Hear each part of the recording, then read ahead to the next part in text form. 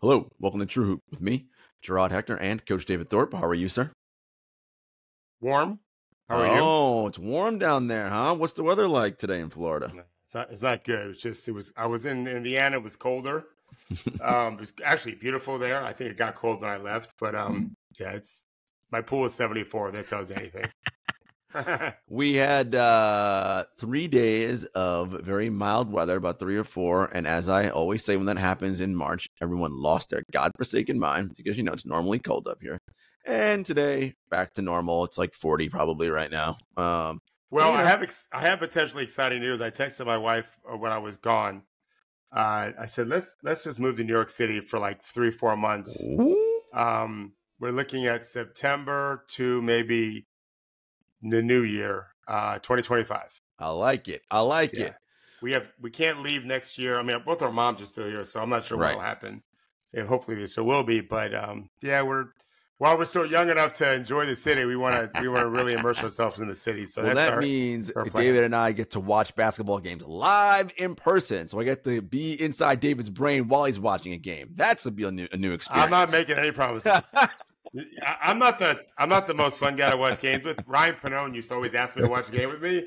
Like, Ryan, you don't understand. Like, I got a million things going on, and I may have 4 or 5 games happening, and I'm not like small talking. I'm fucking watching. No, but I mean, like in an arena, like we're gonna go to whatever, and one of your guys comes in or whatever. And I'm happy to go to any game, and I want to watch how you watch. And we're like, oh, is that what you saw there? I like it. No, you don't think I just did that with a friend of mine, and he sat next to me in the media section, and like we're watching very different games. Yeah, we're watching very different games. I'm not suggesting I'm watching the more fun game. I promise you that.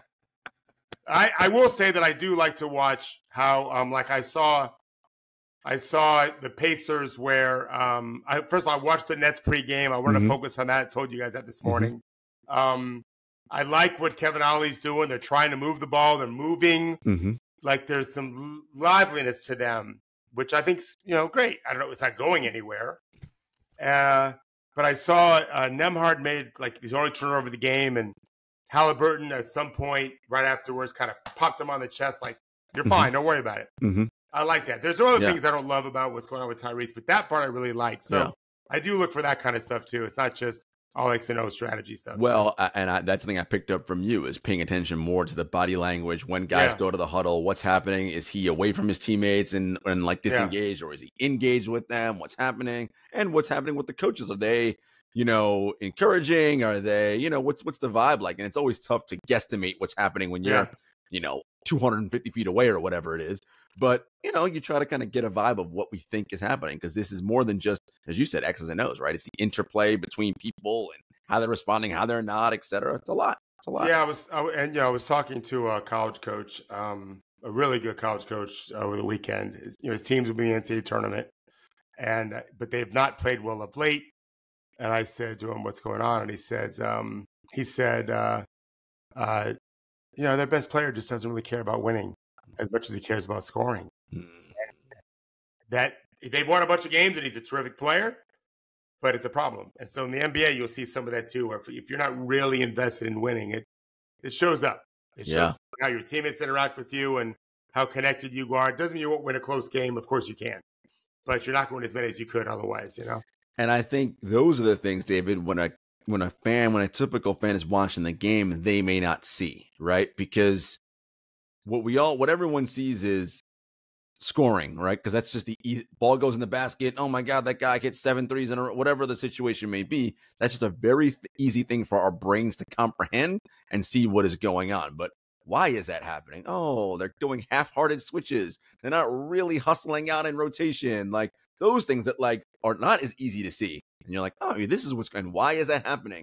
Oh, we're disconnected. We're not really together. We're not, right? And I think there's so much more to this game than just, again, ball goes in hoop, right? Like so many factors lead up to that. And so we always say it's hard to win, man. Very, very hard game to win and win consistently at. So the teams that do it well, we give them lots of props. Henry's book that I'm still working through, I think I'm 65% of the way done, maybe. He's got some nice little parts on how our brains can grow, how we can, figure stuff out and do things we didn't used to be able to do. from a brain standpoint. And, when you talk to players who've been traded or signed with a new team in free agency, and they play very differently than what that player has done before, it's not so easy to make it takes time to change the way you play. I always term it teaching instinct, right? Instinct is innate in us initially, but that same instinct of trying to stick a fork into a plug, or if you're a child and you see, my parents used to have glass candy, and they would have it like on their coffee table. I'm like, you fucking morons. Kids are going to try to put that in their mouths. Like, what are you doing? Well, you got to watch out for them. Like, yeah, we like to be able to relax when we're visiting Nana and Papa, But and the instinct of eating jelly donuts and cheeseburgers all the time. Right. We change our instinct. So now we're automatically looking for, often anyway, a vegetable or something healthier or whatever. We don't just cross the road. We're looking and looking and looking. It's the same thing here. We're trying to teach players different instincts. The last team may have had you do X, Y, Z. This team might be doing X plus 1, Z minus 2. So we have to retrain our brains so that we don't have to think it anymore. It's just happening. It takes a while. It does. No, and it's a difficult game. And this is actually an interesting way that we started this conversation, because here we're going to talk a little bit about Bronny James. And you thought I had some really, really excellent advice. Henry had put something in the group chat about what NBA talent evaluators are saying, where he is on mock drafts. On many mock drafts, he's not even on mock drafts for this coming 2024 draft. And, Henry pointedly asked you, if you were, I don't know if you said if you were his dad or if you were advising him, what would you tell him to do? And you had some, what I thought was perfect advice. You're really good at just sort of, again, your big thing is get off the roller coaster, enjoy the merry-go-round, right? Like, it can be ups and downs in this life, do that. And we'll get into what you said exactly there later. Marin Fader from The Ringer wrote a great sort of piece about Bronny and what life is like for him, and being the son of arguably the most famous athlete in the world and probably the greatest basketball player of all time. That in of itself ain't easy, right? And I think there's levels to it, right? So on the one hand, yes, his life if you compare it to LeBron's growing up, didn't have to worry about money, all that. Yes, so all of that, wonderful, right? So that part, ace. Both parents in his life present, wanting to do well. Again, LeBron only had his mom. Also wonderful, check mark in that box. But there's this other stuff, right? Which is, well, you want to play the same sport as your dad. Your dad's the best player of all time. So everyone, because not us, but most people, they do the comparison game. And I always say comparison is a thief of joy, right? Like, this kid is not being allowed to grow at his own pace. People have their own outside expectations. And you as a youngster, 18, 19 years old, having to manage all of that in a social media world and 24/7 news cycle, it is a lot to go on top of the fact that your dad made it public that he wants to play with you. That's a lot of pressure. Again, not the pressure of where's my next meal coming from. Different. They're all different kinds of pressures. And I think Bronny James is a fascinating story to me. And so I want to start here with you, David. Whether or not he is going to be NBA ready anytime soon. Look, development's not linear. You know that's what you do for a living. It's going to take some time. But if you were advising him, I'd love for you to share with our group, our audience, what you told us in the group chat you would advise Bronny to do. Sure. Well, first of all, when you talk about mock drafts, if his name was, Bronny Johnson, 100% undraftable this year or next year. Doesn't mean you don't draft him a year from now. I mean, when you're projecting out a year, correct, his name's not in the top 100. Correct. The guy had a heart issue. Correct. He can't shoot, although it looks good shooting it, which is a red flag to me. I do like his speed, quickness, reading the game. I like a lot of things about him, but you wouldn't project him. There's a whole lot of players that I like much more than him at his position if his name wasn't Bronny James. All right, that being said, I don't remember what I wrote, but I think I know how I feel, and I probably wrote this. Bronny gets to live his own life, and in a perfect world, LeBron says, it is my great joy that you're never going to worry about a dime your whole life. Neither will your grandchildren. When I'm long gone, my great-grandchildren will be able to have an incredible life. It doesn't mean they'll be rich. I hope that he does what Warren Buffett has done and give a whole bunch to charity. Lord knows LeBron thinks about stuff like that all the time. Sure. He is doing already a lot of the charitable work. But you're not going to be hungry. And that allows you some privileges and freedoms that I didn't have growing up. And so take advantage of it. So one of those is, as I'm dealing with my kids right now because they're finishing school, college is like camp. And even if you're super motivated, it's like camp. It's really more playtime. It doesn't mean you're not working hard. Don't rush to leave it. You don't have to rush to leave it if you're enjoying it. I know for a fact there are players who don't really enjoy college. They just want to be professional basketball players. They don't know how to go out and have a good time, socially awkward, or they feel like, man, if I go party tonight, my competitor and the other school is not partying and I'm going to get beat. They're wrong for that, but that's how they think. So if they're not having any joy, well, go find joy. But the G League is not full of joy. G League is, if he thinks he's going to go there and play the right way and it's going to be great, he's wrong. Because very few of those guys do, and they're not held accountable for the bad play. When you see a G League team playing the right way, it's lovely to see. They're super talented guys. It's just, you don't see it often, and you don't see it consistently. And your commercial flights and regular hotels, which is, again, better than nothing, but not what he's used to. And I would say LeBron would tell his son, like, never for 1 second do you have to think what dad wants. Never for a second. I am not LeBron James, Jarod, but I'll tell, now that his season's done, I can tell you a funny, quick story. A teammate of my son's called me very recently when the season ended, and said that he needs to go find a shooting coach. And so he was talking to my son about it, and he said I could use your help, maybe help me pick out, which he started giving him some names, whatever. And my son said, well, my dad's considered like one of the best shooting coaches in the world. You probably should talk to him. And the guy's like, what the fuck are you talking about? I've been with one of your best friends for years. And your dad spoke to our team. He never said anything like that. And the reason why, and my son didn't go into it with him, but I told my son, your job's not to send players to me. Your job's not to live off my name. Go have your own life, right? I never for 1 second wanted my son to think, is this guy liking me because it's a way to get to my dad? Right. It's why my daughter and son went to different schools in college. My daughter was worried, all these dudes are my friends because they want to be boys with Max. And she wanted to have some independence. Right. And LeBron, his sons deserve the same. It's a level times a million compared to me. For sure. And he deserves that comfort of, hell, I wouldn't mind if he changed schools and get the hell out of LA. That's up to him. If wherever he's happy, if you stay 4 years, you stay 4 years. You stay 5 because you take a medical red shirt, you stay 5. Don't worry about it. I never meant for you to think you have to get to the NBA while I'm still playing so I can achieve this goal of being the first father's son. It's not your goal. It's mine. And I'm wrong for saying it publicly. Yeah. LeBron also was wrong for tweeting not that long ago about watching these dudes. And Bronny's better than that. Yeah. I mean, he doesn't need that. Correct. And by the way, I'm not so sure he's right at all. Right. Like you can project Bronny, but it's just that. It's a projection. The future is murky. And I'm a fan. I've written 2 articles about him, and I'm very confident. I watched him on tape this morning. I'm very confident that there is potential. I'll say this. He's got a build like Jalen Suggs, which is an elite defensive build. Strong, powerful, not short and weak, but relatively short and strong. That's valuable. Speed, quickness, knows how to play, plays the right way, wants to defend. All those things are very good. But he to me, LeBron should say, and maybe has, by the way, many times. I have no idea. I've done what I've done so that you can take whatever option you want.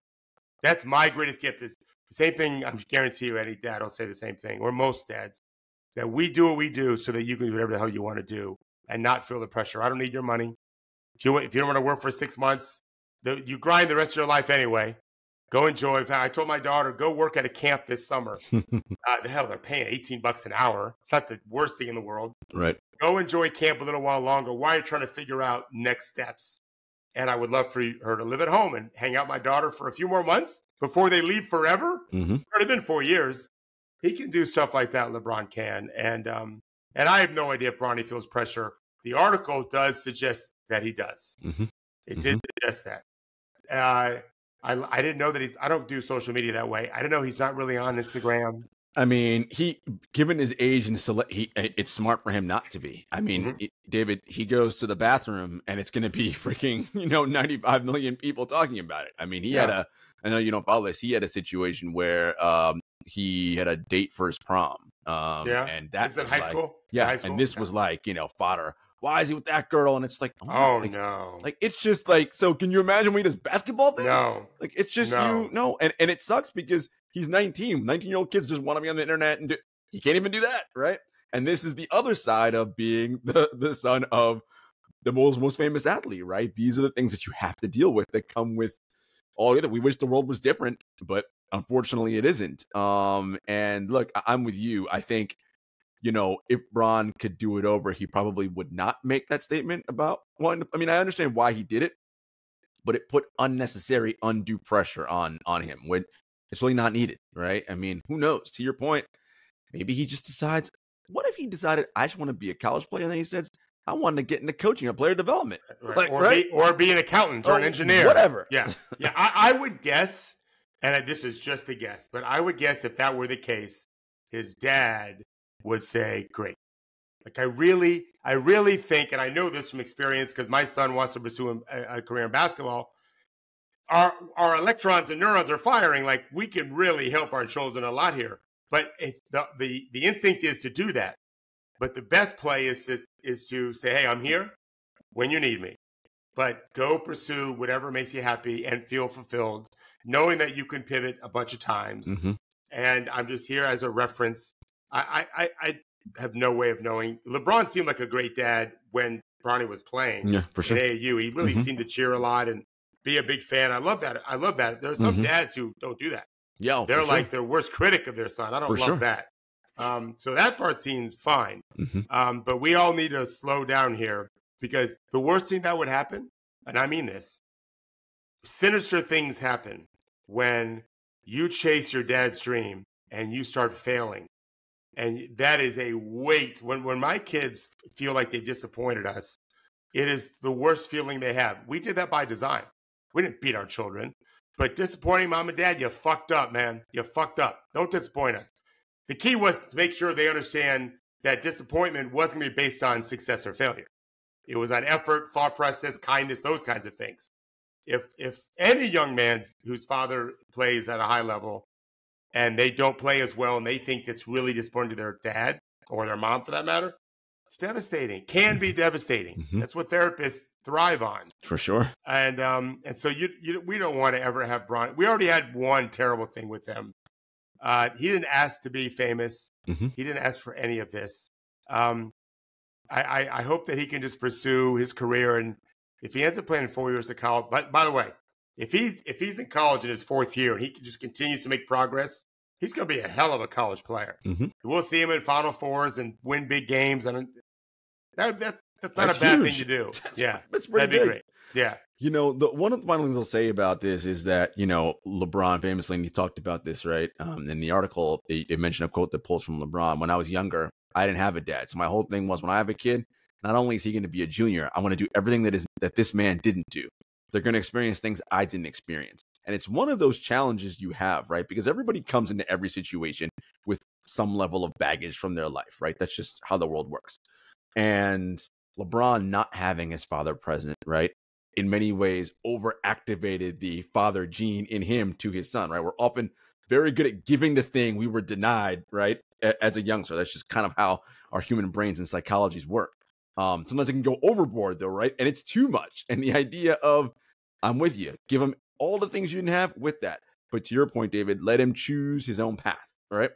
If it's not playing pro basketball with you, it's not that. Whatever it is, just give him the space because he has the ability, because of who you are, he can pivot 30 dozen times, right? And do whatever he wants. So allow him to figure that out within the proper structure and all the stuff you said about, it's not about making us happy in that way. It's about, are you thoughtful? Are you kind? What's the thought process? Those kinds of things. And that seems to be it's not easy for a celebrity child to be that way. He seems like he's a great teammate. I've always thought that about him.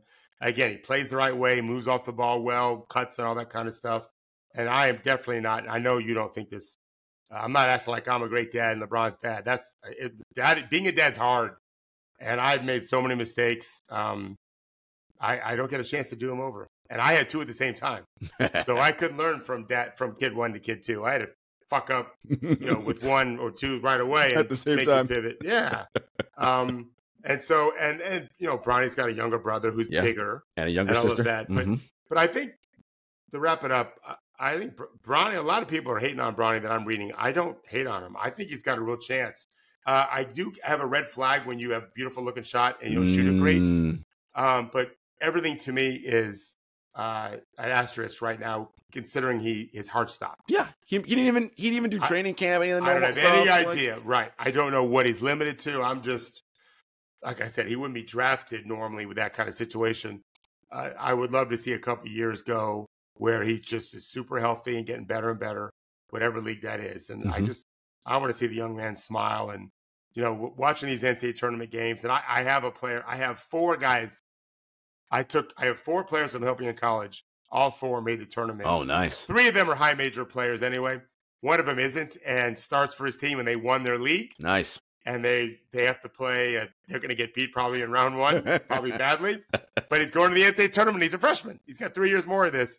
And he texted me after they won the championship. I won't share it, but it was very heartfelt. He probably gives me more credit than I deserve. His parents are amazing.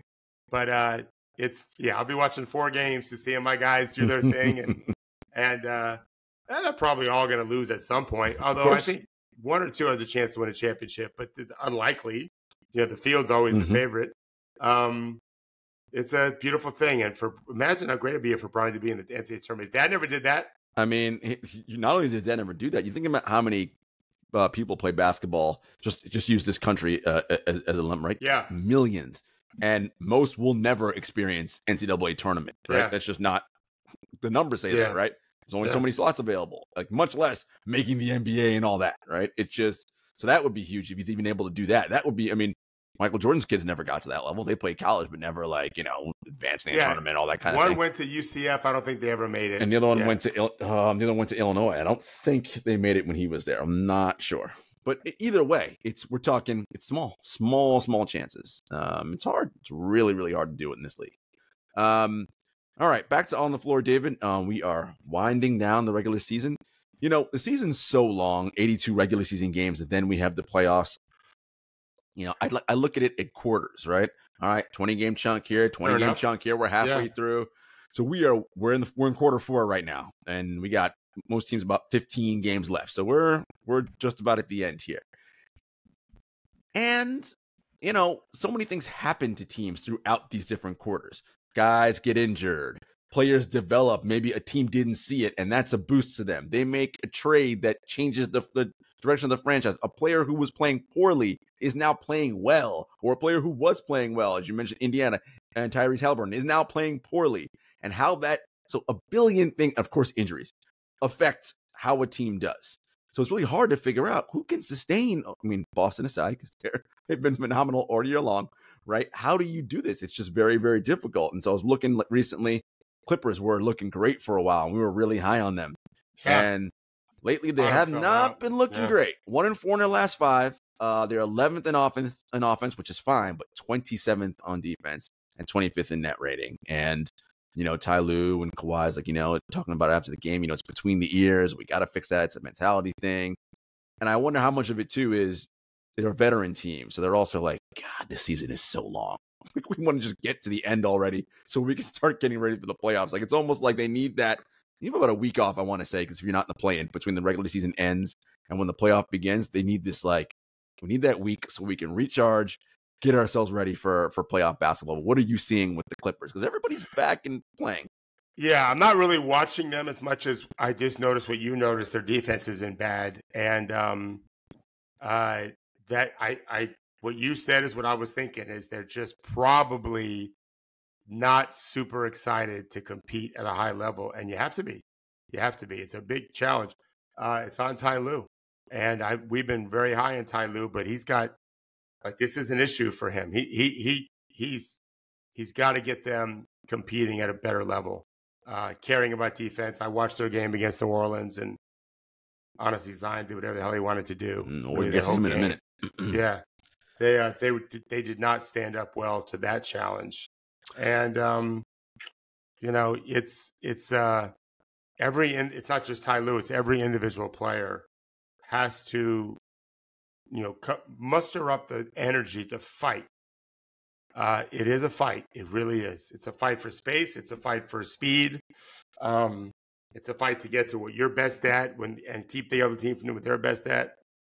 It takes energy for that. It really does. And if you wanted to say, we'll be fine in April, maybe, but maybe not. Because it's not easy to flip that switch. And I think this is the part that I want to get into a little bit, because when you're a veteran team and your main guys, Kawhi Leonard in particular, this is the most basketball he's played in quite some time. I know he's got to be physically exhausted right now, right? Because it's at this point in the season. And so you're a coach of a veteran team. You mentioned you muster up, energy is not infinite. You got a certain amount, right? And when that tank is empty, it's on empty until you can replenish and refresh, right? So you're coaching a veteran team. How do you get them to want to fight every possession versus a team like, let's say, Oklahoma City, who's super young and can fight every possession? One, because the legs are fresher. It's a little bit more wired into their DNA because they really kind of grounded it out from the mud, right? We've been terrible for how many years? We got better 2 years ago, better last year. We're fighting for number 1 seed this year. So everything's ascending up for them and all new and exciting. With veterans, nothing's really new and exciting. Yeah. So on the energy standpoint, I maybe I've said this before. I liken it to a bottle of water. And so as the game goes on, you're pouring out, giving energy. The water represents energy. And at the end of the game, that bottle is pretty dry. But you can fill it up in your off day. You don't normally fill it up fully. It's like charging your electric car, apparently, because I don't have one. That's going to be changed soon enough. You only have maybe, I don't know, back-to-back, X number of hours to fill it up, so you maybe get 80%, 70%. But then after a couple of days, it'll be back to normal. And then at some point, the fountain that you're using to fill the bottle of water, that's dry. Well, then you're done for the year. And so that's what happened to like Jason Tatum 2 years ago, in my opinion, against the Warriors. I don't know if that's what's happened to the Clippers. It should not have, to be fair. But it seems like it's happening right now. And so we won't know until we know. In other words, if they find another gear again and get back to really competing and they bubble up higher defensively, that's a good sign. If they don't, it suggests of something else, which is either a team's figured out something, we can't solve it, or our opponents have figured out a problem, we can't solve it, or we just got no gas left, which would be devastating. And it's probably most coaches at this stage, because if we were 5 games left in the season, that would be different. But because we have 15, Ty Lue's not going to do anything where it's like, let's rest guys now, right? He's not going to do anything at that stage because we're a little bit too far away from the finish line. 5 games, I could see it. All right, we'll start doing some rest now and figuring out some stuff. But because they're this far, and their place isn't solidified yet in terms of playoff seeding, right? This is the challenge, right? Right. Boston, they can clinch tonight, by the way, David. Clinch the division tonight, which they probably will. Yeah, well, and I think Boston's going to start playing some of their deeper bench and two-way guys soon. Yeah, for sure. Yeah, they're going to take advantage of this. Yeah, they're not getting caught. They're 8.5. Yeah, they're clinching the playoffs tonight. Yeah, they're not clinching the 1 seed. No, yet. No, not yet. Not yet. That's coming too. Very soon. Very soon they're going to clinch that, and what a huge advantage they're going to have when it comes to, because those guys will have that little bit extra rest and be ready to roll. I think so. All right, guys, we'll be back after a brief commercial break. All right, David. We just talked about the game with the Clippers before, and they played the Pelicans, and you said Zion was doing whatever he wanted to do. So I've been kind of watching. I was like, ooh, Zion. I just took a look at his daily EPMs. He's had a run here this last 5 or 6 games where I'm like, wow, these are some of the best EPM numbers we're seeing from him all season. I was watching some film of him. He is sprinting to the rim, which he wasn't doing a lot earlier in the middle part of the season. Look, I'm not here saying, okay, he's now, none of that. But you and I talked about this with the Pelicans. He has sort of the most elasticity in terms of where he can get to, because you said numerous times he's not even playing like a superhero yet, but he can be a Titan. David, is he starting to approach Titan level? And if he is, how good can New Orleans be? I mean, I think so. He's so in his last 30 games, he's had 20 positive. If you look at the EPM chart, 10 negative, 20 positive. That's not as good as Jokic, but 2/3 they'll take. Yeah. You talk about racing to the rim. I saw something else. You're not wrong. He does race to the rim some. But I think it's his first basket of the game. You could have played the Jokic music. Oh. He just kind of is in transition. He's trailing the play, and he just kind of maneuvered at Jokic speed around defenders and boop, at the rim, scored. He did not have the ball in his hands. Nice. He just found a seam. He's super gifted with that. He's a really gifted scorer. Scorers who off the ball tend to just have a good feel for how to get to their spots and then wait for the ball to get. It's uncanny. It's amazing. He's got it. So he's got his straight line drives. He's got his touch around the rim better than before, which was bad for a while. Used to be elite. He knows how to move out the ball. He's finding guys happily, joyfully. He's averaging, was it 8 or 9 rebounds? I think it was 8 rebounds a game. This month, that's the most of any month this year. Still assisting, I think, 5 a game. Really blocking shots, averaging over a steal and block a game.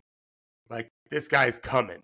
And I think it really is a game changer for them. You can't guard him with your center, and teams want to because he can't shoot. Right.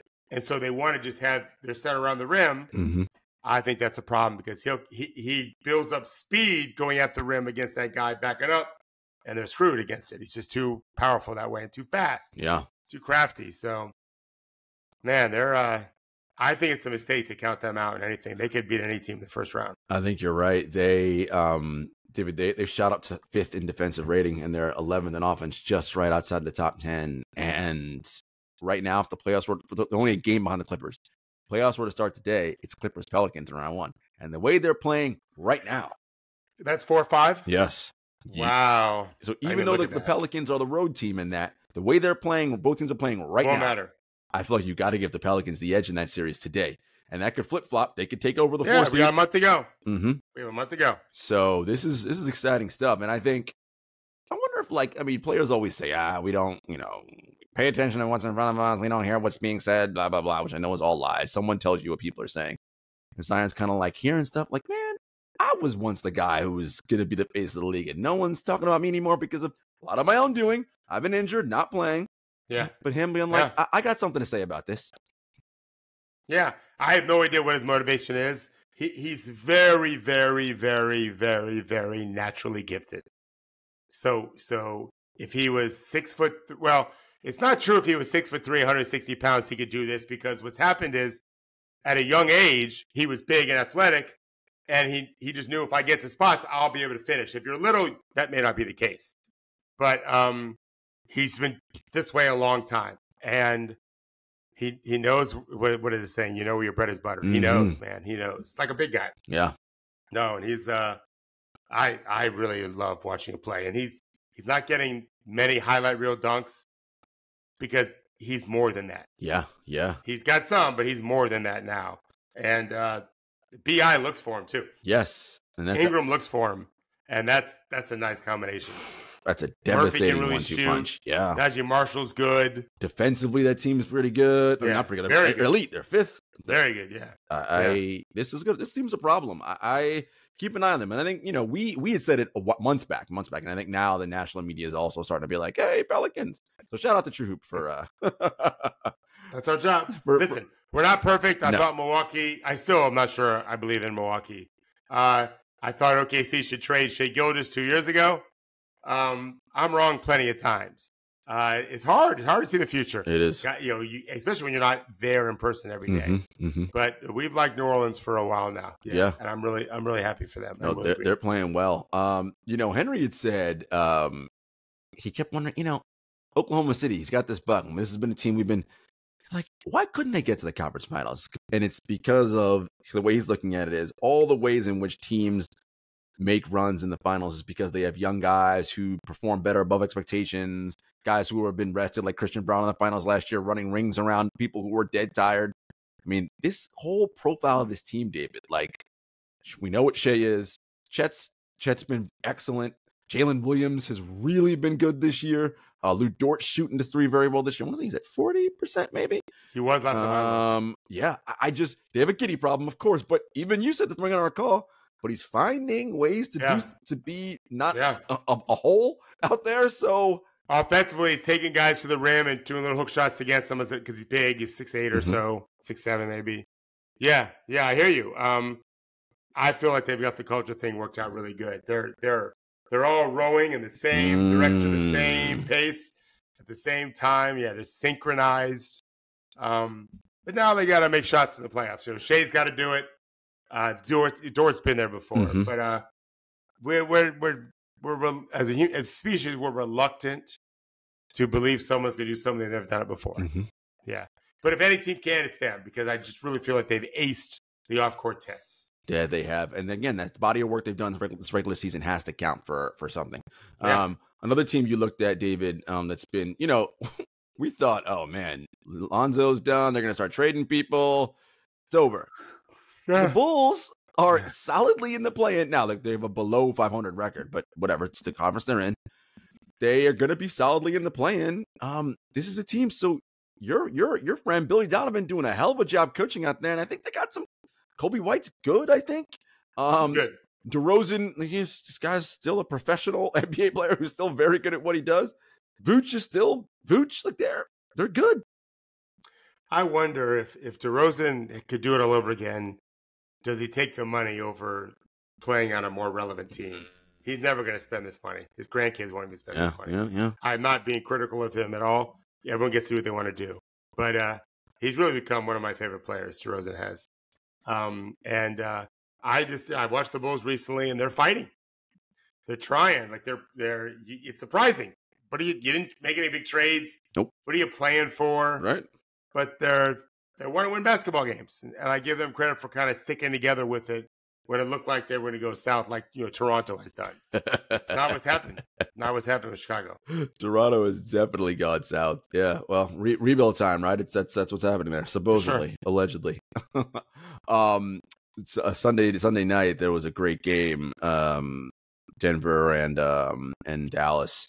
Dallas won that game at the buzzer on a just a brilliant shot. Kyrie Irving shot. And we've said it a million times on this show, and his peers, not just one, to a man, often say that. Pound for pound, this might be the most skilled basketball player that we've ever seen. And when you are, I think I'm being generous calling him 6'1", 6'2", right? Maybe he's 6'1". But to be that size and to be able to do what he does is outstanding. And again, because this is what you do for a living. We had a segment earlier, maybe a couple months ago, where you talked about why it's so hard to stop people. Because they have the ball in their hands. And what they can do with the ball, it's just, and what this man specifically can do, boy, listen, we get on him a lot for a lot of things he does that are of his own making. But when he is right and just focused on this game, David, he is by far. It ain't like, you would say like, he ain't number 2, right? Or it ain't number 3. There's very few people who I would pick ahead of him to watch play basketball. He's that brilliant. Yeah, he's his ability to manipulate the ball is incredible. He's got such an array of finishing moves at the rim. Has always done that. Been a good teammate this year. Really, he's not been in the news at all. I told you guys, I feel badly that Jason Kidd's their coach. But that's how I feel. But that lefty 17-footer, 16-footer, we've never seen it before. Have you? No. I don't think people, does anybody understand how difficult it is to hit a running, so your weak hand, lefty hook shot 17 feet away over Nikola Jokic? Right. So this is what I'll say on that. When Max was growing up, I didn't give him a rim for like a year. I put a pole in the driveway. We had a smaller yard back then. Didn't put a rim up until like 10 months went by, because I said, until you work on your handle, I'm not doing anything. I'm not just having to be a driveway shooter. Can't be my son, just be a driveway shooter. I'd rather just play baseball. So But once he did, we were out there a lot. We played a lot of horse, a lot of 21. And I didn't tell him for years, and he was pretty young. He's like 11, 12 years old. But I'm ambidextrous inside like 15 feet. And so I only use my left hand, and he didn't realize it wasn't so hard for me. So I've made that shot a bunch before, probably never in a game. only just hooping, right. Not growing up.